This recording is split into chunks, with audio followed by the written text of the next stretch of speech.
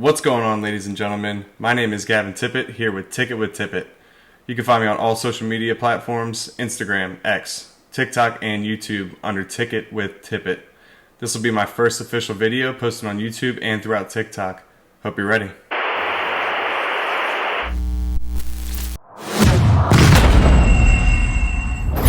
As you've probably noticed, this video today is going to be about fantasy rankings. We're going to be doing our 2025 quarterback rankings. Platform that I mainly use is Sleeper. You may be using ESPN, Yahoo, whatever your fantasy app is. These rankings may not match. I use Sleeper, so these are based off the Sleeper rankings.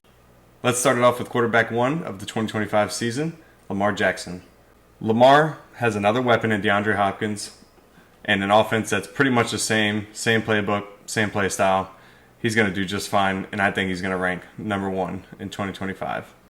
My number two quarterback for my 2025 rankings is Josh Allen. He finished as quarterback two in 2024, and with no offensive improvements, I just feel like he's going to stay in the same place. I mean, when you're replacing Amari Cooper with Josh Palmer, your offense isn't getting that much better or that much worse. I see a lot of upside in Josh Allen's rushing touchdown potential, just like Lamar Jackson's. However, I just think Ravens' offense is just much better than the Bills. So give me Josh Allen at quarterback two. Quarterback number three is Jalen Hurts. I believe the addition of Saquon has been huge for this Eagles offense. It's kind of opened up their playbook in many ways. I also believe that Saquon getting as many touches as he did last year is going to lead to a lot more Jalen Hurts this year, especially around the goal line. So I'm expecting a big rushing year from Jalen Hurts, and the sky's the limit for that guy. Quarterback four is my Washington Commanders' Jayden Daniels. With the additions of Laramie Tunsil and Josh Carnley to the offensive line, looks like the offensive unit could be unstoppable. The addition of Debo gives us an upgrade at wide receiver too as well. So expecting big things from Jayden Daniels this year in 2025. Quarterback number five is the league reigning MVP, Joe Burrow. The Bengals still hold on to a lot of their key pieces. Jamar Chase, T. Higgins, Chase Brown, allowing that offense to be as dynamic as any offense in the NFL. So expecting big things still from Joe Burrow, possibly another MVP candidate season. My quarterback six, Baker Mayfield. Now, I know that Tristan Wirfs is going to be out for a good portion of the beginning of the season, but I don't think that stops me from believing that Baker Mayfield is going to do what he did last year, especially when you add somebody like Emeka Buka to the wide receiver room that's already stacked with Mike Evans and Chris Godwin. I mean, it just gets better. Plus, the rushing attack isn't going to change. Bucky Irving, Rachaad White, both pretty good runners. Bucky Irving being the better of the two, obviously. And then Cade Otton being a good tight end, nice solid piece in that offense. I just don't know how things get worse for Baker. He was quarterback four last year. Not much worse he's going to get. My quarterback seven is Patrick Mahomes. Mahomes will be getting Rashee Rice back, Hollywood Brown for a full season, and Isaiah Pacheco for a full season. All players participating in training camp right now. Those will be huge additions. I just don't know if he beats the top six guys that are on the list right now. That Kansas City offense will probably be more potent. It'll definitely be quick. And a guy like Kelsey probably will have a good comeback season. So I'm expecting a top 10 finish for Patrick Mahomes in fantasy rankings again. My quarterback eight is Bo Nix. A player who really lit it up in Denver, kind of surprised everybody in fantasy at the quarterback position last year. Gets an addition of Evan Ingram and an extension of Courtland Sutton. Two dynamic players. You saw the connection that they made with Courtland Sutton and Bo Nix last year. Made it work. He still has guys like Marvin Mims and Troy Franklin being his old teammate. So big things probably to come in Denver. If they can get that run game going, Bo Nix can be a scary player. Quarterback nine for me is Brock Purdy. The guy got a bag this offseason, and I think he's going to prove to everybody why he got the bag. People calling him system quarterback. He's got good pieces around him. He's got Kittle, McCaffrey. Juwan Jennings has really stepped it up over the past 2 years. I think the addition of Brandon Ayuk back into the lineup on a daily basis will be a good thing for the team. Ricky Pearsall getting a full training camp. Obviously last year got shot in the chest and didn't have a chance to really get the playbook and all the ins and outs down. A lot of good things probably to come for the 49ers and Brock Purdy this season. My quarterback 10 is Jared Goff. This one's pretty simple. He's a quarterback to the best offense in football. All he has to do is not make mistakes, and his playmakers are going to make plays for him. Jahmyr Gibbs, David Montgomery, Sam Laporta, Amon-Ra St. Brown, and Jameson Williams. You can't really beat that offense. There's no way to really stop him. It's kind of pick your poison. All that Jared Goff has to do is take care of the football and pick apart the defense. He finished as quarterback 6 last year. I don't think they're going to be that potent, but he's still going to be pretty good, being that he doesn't have to make too many mistakes. My quarterback 11 is Justin Herbert. The Chargers wide receiver room got better. They still have Vlad McConkey, but they added in Trey Harris, rookie out of Ole Miss. I think the Chargers are really hoping that he'll bring a lot more to the table than somebody like Josh Palmer did last year. Trey Harris has a lot of characteristics that complement Ladd McConkey's, and I think they can go pretty far. They also drafted Marion Hampton and took Najee Harris out of free agency. The run game should be a little bit improved. J.K. Dobbins did a fantastic job last year, but I don't know how it doesn't improve with those two guys kind of leading the helm at the running back position. A little bit more run game, leave some more play action passes. Justin Herbert will have his time to take care of his part of the job in 2025. My quarterback 12 is Dak Prescott. I think the addition of George Pickens is going to be pretty huge. It gives them a nice deep ball threat to complement CD's route running. There are also talks of them adding Amari Cooper. I don't know how true that is, but if that's true, that gives them a solid wide receiver 3 option. For a team that's going to be that pass heavy, it's going to be a good complement of 3 receivers if they can sign Amari Cooper. The run game is pretty much non-existent there, so expect Dak to fill up the stat sheet. My quarterback 13 is Green Bay's Jordan Love. With new additions of Savion Williams and Matthew Golden, there's got to be a wide receiver that steps up in that room. The wide receiver trio of Jaden Reed, Christian Watson, and Dontavian Wicks just hasn't done it for him so far. Tucker Kraft has been a really nice addition to the team, and Josh Jacobs tore it up last year, allowing for the pass game to kind of step it up. I expect similar things from the run game. Now it's just time for one of those receivers to step up so Jordan Love can fire the ball down the field. My quarterback 14 is Kyler Murray. The team made no changes this offseason. While they do get another season of MHJ and Kyler Murray being together, that's going to help a little bit, but no changes to the wide receiver room, no changes to the running back room. This team is the same team that they had last season. Defense did improve, so they should get the ball a little bit more often than they normally would with some good field position, hopefully. Kyler's talent is undeniable. He's a really good thrower of the ball, really good at feeling pressure in the pocket and his pocket awareness. Just need a couple things to go right, and Kyler Murray could be, a top 10 quarterback, but in my eyes, he's just quarterback 14. CJ Stroud is my quarterback 15. The Texans keep Nico Collins, and they also add Jaden Higgins, the rookie. People have said in training camp that he looks like a monster. He's 6'4", about 220, and he is killing it in training camp. They did lose Laramie Tunsil, which is the reason that I have CJ Stroud so low. You don't have the big body to protect his blind side anymore. So probably look for a couple more fumbles, maybe a couple more errant throws without Laramie Tunsil there. They did add Christian Kirk as a wide receiver 3, a nice slot piece to go in between Higgins and Nico Collins. Plus you get Tank Dell back eventually when he gets fully healthy. So CJ Stroud's kind of my middle of the pack quarterback. My quarterback 16 is Caleb Williams. Caleb Williams probably got the best coaching change of his life. He got Ben Johnson, the OC from Detroit, which is miles above what he had in the previous year. And you would probably say, Gavin, how can you rank Caleb Williams lower than he had last year? It's going to take him a year to adjust to a new system. He's going to be watching tons of film. Probably not as much time on the field practicing. Yes, he might get better mentally, but it's also going to take him a while to apply the things that he learns from Ben Johnson. So I'm not expecting him to learn it all in 1 year, which is why I have him at quarterback 16.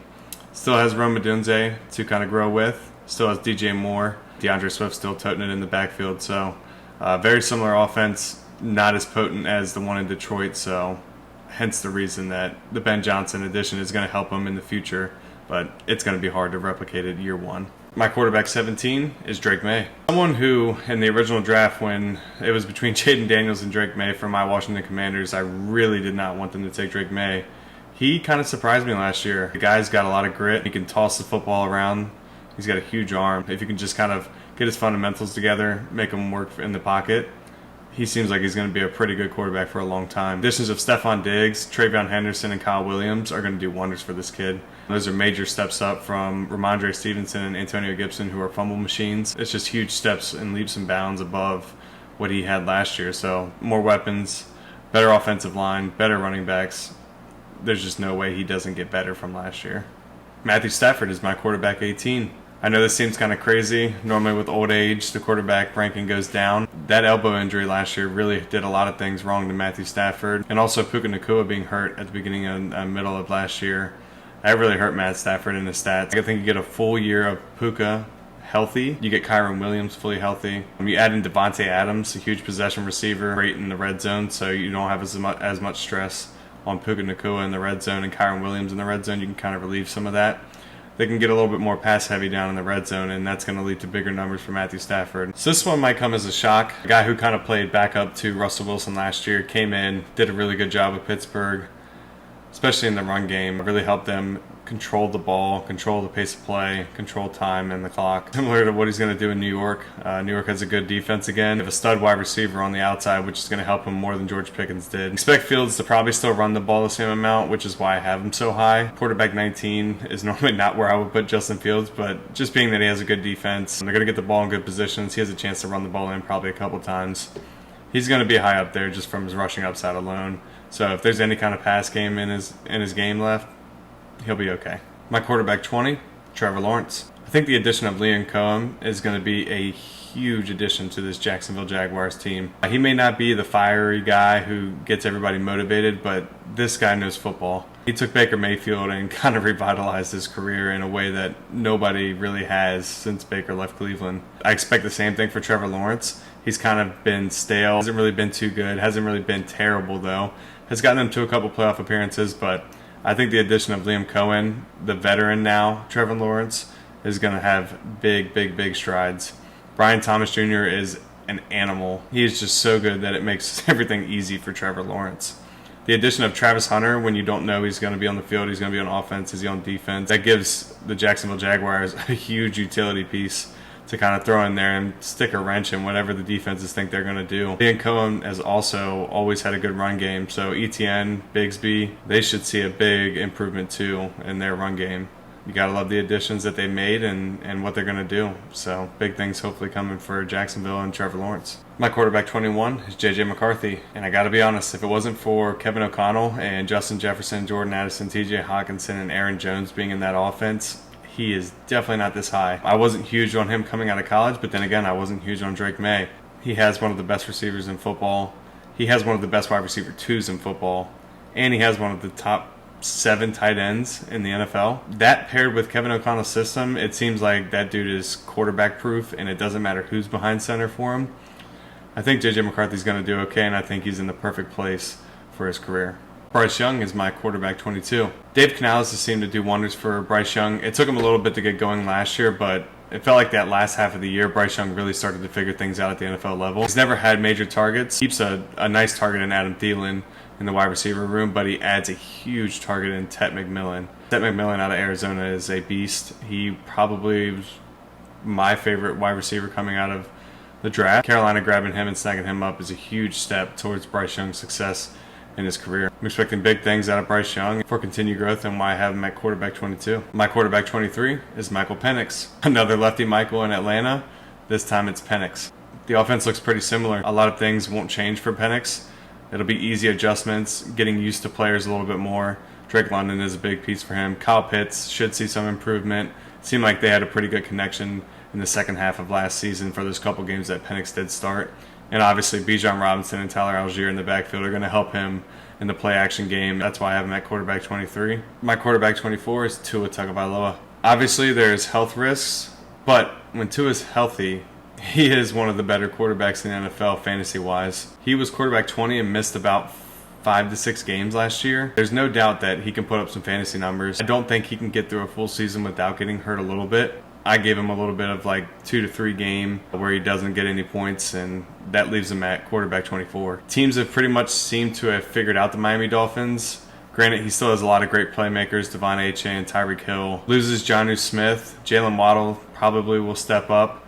But they did get Darren Waller, who I'm retired from football. You never know what that could bring to the table. My quarterback 25, Sam Darnold. Sam Darnold tore it up on the Kevin O'Connell Vikings last year. Is he going to do the same thing with the Seahawks? Probably not. Definitely not as many weapons. Definitely not as good of weapons as there was in Minnesota. He does have Jackson Smith and Jigba, Kenneth Walker, Zach Charbonnet. But after that, it gets a little bleak. There's not much for him to choose from. I believe Sam Darnold has kind of figured it out at the NFL level. Kevin O'Connell definitely helps with that. I don't see his career progressing in Seattle. I think he should have stayed in Minnesota if he had the choice to, if they wanted him back. If not, Seattle was probably the best landing place for him. But I don't see much for him in Seattle. Quarterback 26 is the rookie, Cam Ward. Ward is an exceptional talent. I just don't think Tennessee is any good. Calvin Ridley is their best option. They got Tyler Lockett in free agency, but Tyler Lockett doesn't seem like the Tyler Lockett of old. They kept Tony Pollard and Tajay Spears as their main backfield pieces, and I just don't think that their offensive line is good enough to hold up for Cam Ward. I don't think that the kid has anything wrong with him. I just don't think that the team is going to provide him with anything that he needs to succeed. I think there's a little bit of overpaying right now for him in fantasy. If he falls, grab him. I would not take him where he is drafted right now in his ADP. Quarterback 27 is Geno Smith. Smith recently signed with the Las Vegas Raiders. Not my favorite signing. He does reunite with Pete Carroll, so obviously that brings some joy and some happiness to the Raiders front office, I'm sure, and Geno Smith and Pete Carroll themselves. The greatest thing Geno Smith has going for him is that he has Brock Bowers, probably the best tight end in football right now, maybe behind George Kittle. Definitely the best pass-catching tight end in the entire NFL. There's no question about that. The wide receiver room, though, is where things get a little bit sketchy. They got rookie Jack Beck, but I don't think that's going to be enough. They drafted Ashton Jeanty in the first round. Kind of a no-brainer pick when he fell to them. They needed a running back really bad. They needed a playmaker on offense really bad to go along with Brock Bowers, and Jeanty kind of fit that mold perfectly. I think Genty's going to allow the offense to open up a little bit more, but it's still going to be tough for Geno to produce a top 20 quarterback season in fantasy, which is why I have him at quarterback 27. Russell Wilson is my quarterback 28. Russell Wilson, another free agent quarterback who signed with a new team, this time going to the New York Giants. I think going from George Pickens to Malik Nabers is going to make a world of difference for Russell Wilson. He finished as quarterback 24. I don't think the offensive line is going to do him any favors. After Malik Nabers, there isn't much in the offense. Wan'Dale Robinson sometimes is a good slot piece. He can get you a good game here and there. After that, Darius Slayton is not a wide receiver 2 in the NFL. He's acting as their wide receiver 2 now. I just don't see much growth for Russell Wilson once he gets past Malik Nabers. He's my quarterback 28 just because the offense is not good at all and the system hasn't changed in about 5 years under Brian Daboll. Not much for him to do here in 1 year in New York. Aaron Rodgers is my quarterback 29. Another free agent quarterback signing with a new team. This time it's Pittsburgh Steelers. They added DK Metcalf in the offseason and then traded George Pickens away, kind of taking away from Rodgers' weapons. Now he's kind of left to Calvin Austin and Roman Wilson as his slot and wide receiver 2 guys. But definitely a downgrade from George Pickens. I think the Steelers were just done with the drama of Pickens. Trade him away, get a fresh start. DK Metcalf is your guy now. They did add Jonnu Smith, so now they kind of have a two-headed monster with Pat Freiermuth and Jonnu Smith at tight end. They also added Caleb Johnson in the draft, so now they have a two-headed monster really at running back. Jaylen Warren is a pretty good backup piece and a nice little third down back, while Caleb Johnson can probably take majority of the brunt, being the first and second down back. Good additions for Pittsburgh. I just think Aaron Rodgers' old age is going to catch up to him. My QB 30, Anthony Richardson. Anthony Richardson has struggled over his career. Someone that I drafted in a dynasty league pretty early, just has not panned out in the NFL. He has all the talent in the world, all the physical capabilities. NFL level has just mentally driven him nuts. It's hard for him to read defenses. The long ball is beautiful. There's no question about that. He has the arm strength to be an NFL quarterback. That was never the question. Daniel Jones kind of scares me a little bit. He could probably take some snaps away from AR just like Joe Flacco did last year. Drops him all the way down to 30. If I didn't feel like Daniel Jones was a threat, he'd probably be a little bit higher up on the list. He's probably not going to play every game, just knowing his track record. Joe Flacco is my QB 31. Joe Flacco is signing with Cleveland this offseason. He's the guy who took over for Anthony Richardson when Anthony Richardson was struggling in Indianapolis. I don't see a world where Kenny Pickett, Dylan Gabriel, or Shedeur Sanders takes the role from Joe Flacco. I think he's going to miss a couple games probably. He's older, maybe an injury here or there, maybe a game or two where they try out one of those 3 options that they have behind Flacco. Ultimately, Joe Flacco is the best option. Let the other guys sit behind him, gain as much knowledge as they can, and then hopefully next year you can make your decision from there on whether you want to pull the trigger on one of those guys or go with another quarterback in next year's draft, because more than likely Cleveland will have another high pick in the draft. And I think QB 32 should be pretty unanimous, whether you have Spencer Rattler or Tyler Shaw at your quarterback 32. I think it's pretty unanimous. New Orleans Saints quarterback room is completely depleted. Their options are Chris Olave and Alvin Kamara, and after that, there is not much for their quarterbacks at 32. Not to mention that their offensive line is bottom 5 in the NFL as well. There's just not much room for the New Orleans Saints to go offensively. Drafting Tyler Shaw was kind of questionable. A kind of a mid-round quarterback with injury problems all throughout college. Not really a standout guy in college. Questionable draft. They're going to try it out. We'll see how it works. Definitely quarterback 32 for the New Orleans Saints. So there it is. My top 32 quarterbacks for the fantasy season. One from each team. There will be some flux during the season. Obviously, injuries happen, so we can't predict those kind of things. But for the starters of the team, as they are right now, those are my top 32 quarterbacks in fantasy. Go ahead and drop a comment below. Tell me what you would change, who you would have in different places. Let me know if I had anything crazy in your mind that was a little bit different than what you were thinking. And always, don't forget to follow, subscribe, comment, like, and share. It helps grow the channel. We appreciate all the love and support that you give us. Doing all those things will definitely help out the channel and help us give you the content that you deserve. Thanks again, everybody. Peace, dope, and love. See you later.